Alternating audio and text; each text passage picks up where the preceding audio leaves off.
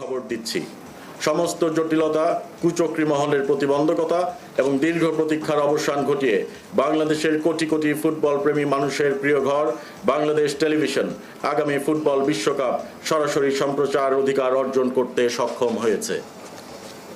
আজ অত্যন্ত গর্বের সাথে ঘোষণা করতে চাই যে অতীতের প্রায় 100 কোটি টাকার লুটপাটের যেই ফাঁদ এড়িয়ে আমরা ফিফার সাথে অত্যন্ত সাশ্রয়ী এবং যৌক্তিক মূল্যে চুক্তি স্বাক্ষর করার আহ্বান জানাই।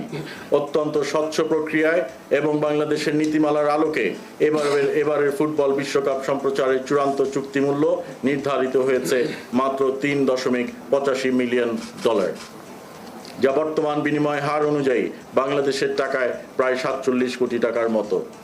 জনগণের জন্য আনন্দের বিষয় হলো, আমি আবার বলছি, জনগণের জন্য আনন্দের বিষয় হলো এই টাকা বিটিভিকে পরিশোধ করতে হবে না।